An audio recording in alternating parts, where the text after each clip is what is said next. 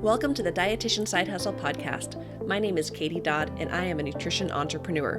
But here's the catch. I have a full-time traditional dietitian job. My entrepreneurial endeavors are my side hustle. I've been making six figures through my job and side hustle doing things that I love. If I can do it, you can too. This podcast is for dietitians, interns, and students who want to be inspired to start or perfect the side hustle of their dreams. Let's do this. Welcome to the 44th episode of the Dietitian Side Hustle podcast, Imperfectly Perfect. So today we are going to be talking about my own struggle with perfectionism and even how I still struggle with it and some of the issues I went through just yesterday. We're going to talk about what is perfectionism. We're going to talk about being imperfectly perfect, why you should strive for imperfection, and then I'm going to end with some action items for you.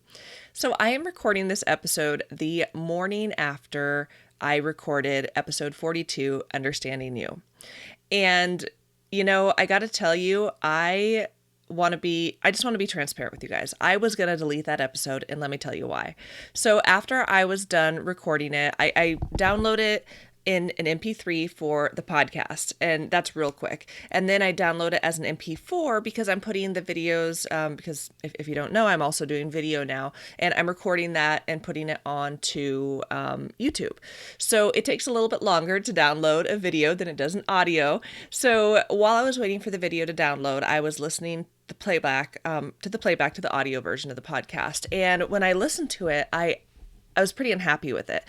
I feel like I was repeating the same thing over and over again. I was going on rabbit holes. I'd start talking about something, go a different direction, wouldn't complete my thought. At one point during that episode, I actually forgot what I was talking about. And I got to tell you, when I listened back to it, I was like, oh my gosh, I've got to redo that. That was horrible. But then I came back to this reminder of this podcast is my practice of imperfectionism. That was my intention when I started it. I had the intention of knowing I'm a recovering perfectionist. I knew if I wanted perfect episodes, number one, that probably would never happen. Number two, I would spend way too much time on these podcasts. You guys know I have a full-time job. I have my side hustle. I have kids. I don't have time to be spending hours and hours creating these podcasts. These podcasts are really just meant to be a conversation between me and you. We're just chatting. We're just having a conversation. This is not meant to be perfect. This is not like, you're paying to go to a high level presentation and you're expecting a great presentation. But even there, perfectionism is a myth. We're going to talk about it. But this is just meant to be a conversation, and I am imperfect. And it's really easy for me to get caught up in that, oh my gosh, I am saying the wrong words. I'm getting caught up in saying the wrong thing. I forgot what I was talking about. And it can be really easy to want to re-record.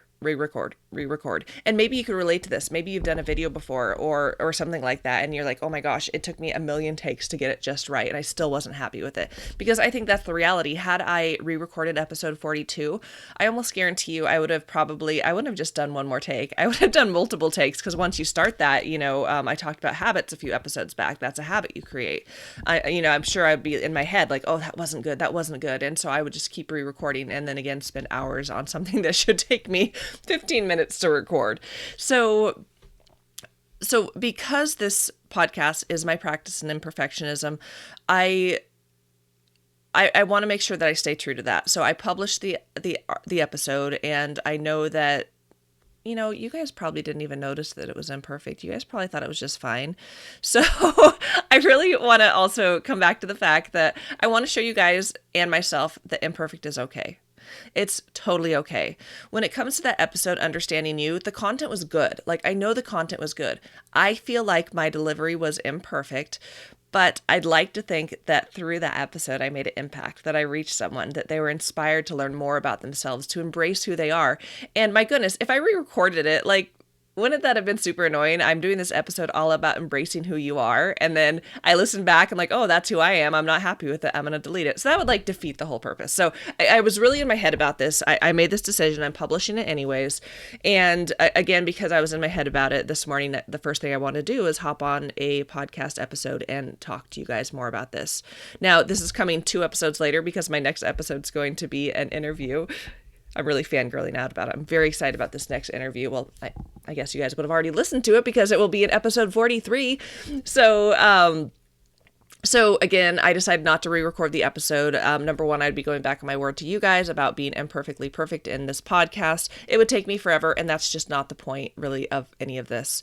So, and honestly, I'd love to hear your guys' feedback. If you listen to episode 42, Understanding You, when I was talking about personality tests and how you're, uniquely and perfectly made, if you listen to that episode and you're like, listening to me talk about it now and you're like, wait, you thought that was imperfect? I'd love to hear your feedback, because oftentimes it's just something we get stuck in our heads and people don't hear it. I will tell you, when I speak publicly, most of the time when I'm up there, I'm really nervous, and I've gotten better with time, but people will tell me when I'm up on stage, like, oh my gosh, you did such a great job. I'm like, oh my gosh, I was so nervous. And they're like, we couldn't even tell. So it's, it's often that dialogue in our head. So again, when it comes back to that episode talking all about our personalities, you guys, this is me. And I know that I'm good enough. And the truth about me is, when I get nervous, when I get a little anxious, my brain goes blank. And we saw that, well, not even when I was nervous, because yesterday when I was doing the podcast, I don't think I was too nervous. I will tell you, now that I am recording on video, I feel like there's an added level of nerves, even though I'm sitting alone in my office, like no one's with me. Just the thought of people watching this later, I'm like, what if I don't look at the camera enough? I don't. What if I, do something funky with my body language? I will. So it's okay, right? But so maybe that made me a little nervous yesterday it was yesterday for episode 41 when I went blank in my episode. So again, this podcast is just meant to be a conversation. I do have some notes that I go by. When I do big presentations, I want to tell you guys this. When I do a big presentation, because I do speak publicly on stages, I do webinars, I typically write out my script. And let me tell you why. It is because of the fact that if I'm going to be in front of a big group of people, or if I'm going to be speaking on a webinar live, when I know, game on, if I mess up, it's happening live. I know that if I get nervous, that this doesn't always happen, but if it does happen, if I get nervous, I will blank out and forget what I'm talking about. It's not that I'm not a good dietitian. It's not that I don't know my stuff. It's just simply my nerves, my anxiety, and how my brain works. It'll just poof, it'll be blank. I'll forget what I'm talking about, and then I'll start panicking. So that's okay. And it's also understanding me and how I work, and understanding that I am meant to be on a stage. I'm meant to be on webinars. I know that I'm really good at presenting and sharing information, and hopefully building up and inspiring other people. And if I get stuck in my head about oh my gosh, what if I go blank and I forget what I'm talking about? I'm never going to be on the stage. I'm never going to be talking to people, and I'm not going to be able to have a chance to impact people in the way that I want to impact them. So I will tell you that I used to find it really embarrassing that I'd write out my entire script. I did a webinar one time, and one of the comments said, it sounds like she's reading from a script. And they were right. I was reading from a script. I was really embarrassed. I'm like, oh my gosh, I suck. I should never do webinars again. But I want to tell you about a story about Barbra Streisand. So I won't go into the whole details of just really my journey into learning more about social anxiety. At this point, I might talk to you guys more about it later. But in my really research online, learning more about social anxiety, I came across this article about Barbra Streisand. So I think most people know who Barbra Streisand is. If you don't, she is an amazing singer. She's been around for a long time. She's known as one of these big female power singers. And so she actually has social anxiety. And the story about Barbra is that she was performing in 1967 at Central Park, and she forgot the lyrics to her own song. Barbra Streisand, superstar, on stage, singing her own song, she forgot the lyrics. And she was so embarrassed, so mortified. She didn't sing publicly again for years. It really took a hit to her confidence. It really, it just messed with her head. And, most people would look at Barbra Streisand and they're like, oh my gosh, she's so amazing. But she struggled with confidence, and she even, kind of like me, her brain goes blank sometimes when she's nervous. So when she did end up coming back to the stage, it wasn't until the time they started using teleprompters, and she continues to use teleprompters on the stage.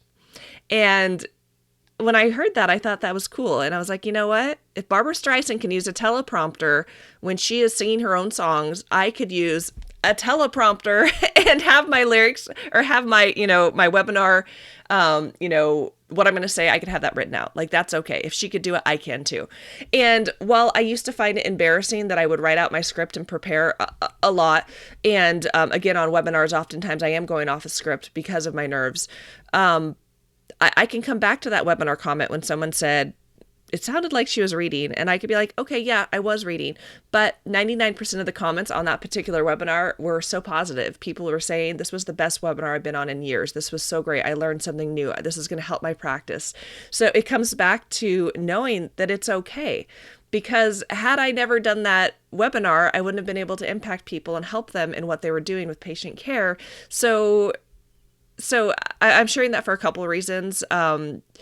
Mostly because I just kind of want to explain a little bit about who I am and my personality and why it's okay if you have to do something a little different to get to your goals. It's okay if you have to write out the script of what you're going to say in order to do it. So I will tell you, with practice, I've gotten better. I've got webinars that I actually no longer read from scripts. I often have them available. That is the key. I always, if I'm doing an in-person presentation or a webinar, I have my notes and everything printed out and ready to go. In the event that my brain goes blank, pick it up, read it for a minute if I need to, and keep rolling. Because I just have to remember, it's not the point that I'm perfect, it's the point that I'm delivering the information and sharing with people.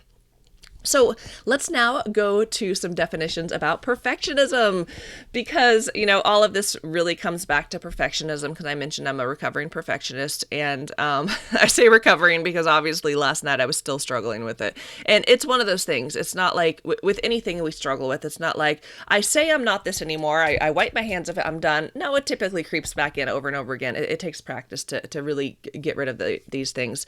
I talked a few episodes back about habits, and, overcoming perfectionism, it comes down to your habits and what you do on a regular basis. And so let's go into the definitions of perfectionism.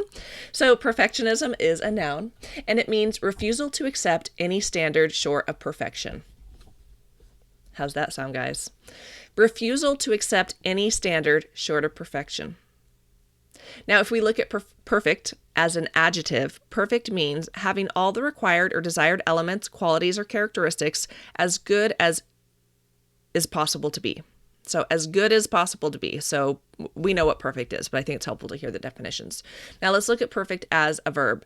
It means make something completely free from faults or defects, or as close to such a condition as possible. So perfect as a verb means to make something completely free from faults, completely free from defects. Is that realistic? I don't know. I don't think so. But understanding what the definition of perfectionism is, I want to talk about how many dietitians are perfectionists. I know that this is a lot of our personality types. I know I can't see you, but if you want to give a hand up of, yep, that's me, I'm a perfectionist. And I will tell you, I used to wear perfectionism as a badge of honor. I was so proud that I was perfect. I was so proud that I would be the best prepared, have everything just right, ready to rock and roll. I was so proud of that. But I will tell you, it used to take me a lot longer to do things, a lot longer, or I wouldn't do them at all. So I've also heard of many other dietitians being very proud of being a perfectionist. But I want to tell you guys today that perfectionism isn't really a badge of honor, in my opinion. I do believe that perfectionism is weakness. And I believe it's a weakness because perfectionism leads to paralysis. We get so caught up in making sure everything is perfect, everything is right, everything is free from faults or defects that we never start. We never do the thing. We waste so much time getting something just perfect. And let's be honest, you spend all that time making something perfect, and when you deliver, sometimes we still feel like it's imperfect. We're able to zone in and see the one area we messed up, the one area we stumbled a word, the one area we didn't get the sentence just right. Or, if you're like me making handouts, you can change the margins 100 times and shift where your picture is on a handout. Maybe that's just me. But, it leads to paralysis. Oftentimes when it comes to starting your side hustle, You won't get started because you feel like I have to learn everything first. I have to be perfect in this skill. If I'm going to be a blogger, I have to have the perfect website. If I'm going to be a speaker, I have to be like the perfect speaker. If I'm going to be a writer, I have to take classes and learn how to, improve my writing skills and be perfect, and everything has to be right.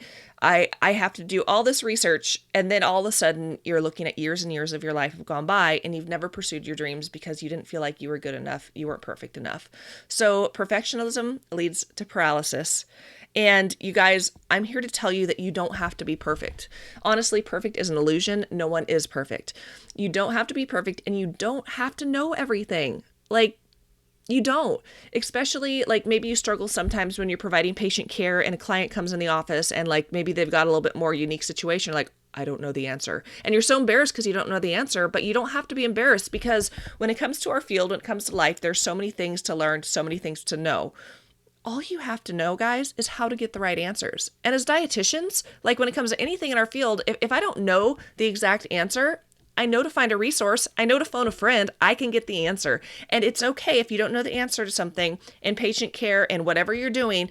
It's okay to say, let me get back to you on that. That's all you have to do. No one expects you to know everything. No one expects you to be perfect. So you guys don't have to know everything. And I want you to strive for imperfection, because done is better than perfect. This became my mantra for a long time. Done is better than perfect. And let me tell you guys why. When it comes to perfectionism really is rooted in a couple of different things. It's rooted in a lack of confidence in who you are. And that's why a couple episodes ago, and I spoke about understanding you and really digging deep into our personalities and just kind of understanding, what are your strengths, what are your weaknesses, what makes you, and being confident in that. So perfectionism is rooted in a lack of confidence, also imposter syndrome. So imposter syndrome is that, who do I think I am? Like, I'm out there doing the thing, but I'm not as good as them. These people are going to know I'm a fraud. They're going to know I don't have all the answers. Oh my gosh, what am I doing? Like, feeling like you're not good enough. Maybe as a new dietitian, you feel that way. Maybe as a dietitian who's shifted into another field, you feel that way. Maybe as a dietitian trying to break into the entrepreneurial world when all you've been doing is clinical for so many years, maybe you feel like an imposter. And you're not an imposter, you belong. Whatever it is, you belong.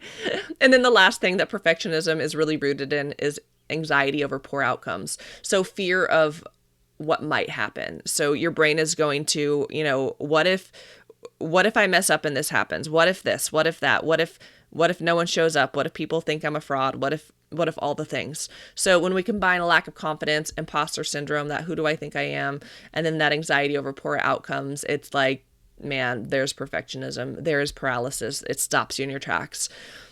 But do you want to know what you need to do to overcome all of those things? Practice. The more you do something, the better you get. And you will never get better if you don't start. And you'll never start if you get stuck in perfectionism. You guys, do you see how it's a cycle? It's a cycle of, I feel like I'm not perfect, so I'm not going to do it. But if you don't do it, you're not going to get better. And if you don't do it and get better, you're never going to get there. So I hope you guys can see that cycle. And I hope that this makes sense to you, because being imperfectly perfect, and why I'm doing this, why I do this podcast, why it's my practice in imperfectionism, is because I know that the more I practice, the more I do these podcast episodes, the better I'm going to get. The better I get, the more I'll feel a little extra confidence. I won't worry about, all these things that perfectionism had me worried about in my head. So we have to break the cycle of perfectionism and paralysis. And the only way we do that is by imperfection and understanding that done is better than perfect. If you have a dream, if you have something you want to do, you got to get out there and do it. You got to start. You have to understand you're not going to be perfect, and that's okay. I want you guys all to, if you wear the badge of honor of perfectionism, I want you to take that badge off. I want you to take it off, and I don't want you to put it back on. I want you to replace it with a new badge of honor, and that is the Imperfectly Perfect badge. So what's the definition of imperfectly? Imperfectly is a flawed or incomplete way. So being imperfect, in my opinion, makes you perfect. To be flawed is to be human. To be flawed is, and I'm putting air quotes because this is one from the definition of perfect. To be flawed is having all of the required or desirable elements, qualities, or characteristics as good as it is possible to be. Because when we recognize that as humans, we are flawed individuals, and if we embrace that concept of being flawed, of being imperfect, that does make us perfect, because that makes us human. That makes us who we are. And that's okay, because perfectionism is not attainable. Imperfectionism, that's totally attainable. I do really good at that. So my action item for you guys, I want to encourage you guys all to be mindful of your own thoughts and actions. Reflect, am I a perfectionist? And if you are, then reflect, is my perfectionism holding me back from getting started, holding me back from, maybe you're starting, but maybe it's holding you back from really diving in or really going a direction you want to go, doing something new. So take time, reflect. Are you a perfectionist? And if you are, which I suspect a lot of you listening are, or at least maybe you have little pieces of it that creep in, I want you to pick up a new badge for me, the badge of being imperfectly perfect. I want to encourage each and every one of you moving forward from today, strive for imperfection. Be imperfectly perfect. Go out there, do the things, live your dreams. Remember that done is better than perfect. And yeah, guys, go out there and do it. Pursue your dreams. I'll talk to you next time. The next cohort of the Blogging Accelerator program is launching so soon. On July 12th, right around the corner, our 5th cohort will begin. The Blogging Accelerator program is designed to help launch you into the online space, making money through multiple streams of income without seeing patients. And you guys, this whole episode has been about embracing imperfection. And that is really what I based the Blogging Accelerator program is. Each week you learn and you take action, and you're going to be encouraged and motivated and pushed to take imperfect action. You guys, in a period of just 2 months, with spending only 5 to 7 hours per week on the program, you are going to uncover your niche, develop your brand, build that darn website, learn how to create traffic, find hundreds of topics to write about, create more confidence, uncover more time, build your presence on social, uncover products to sell, and develop a plan to continue growing your blog business.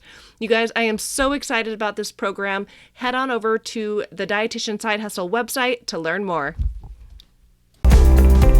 Thanks so much for listening to the podcast, guys. Be sure to head on over to the Dietitian Side Hustle website at dietitiansidehustle.com and check out our coaching page to learn about all the ways that we can work together. Have an amazing day, and I'm so proud of you for taking the initiative to listen to this podcast. Now go out there and get it done. Bye, guys.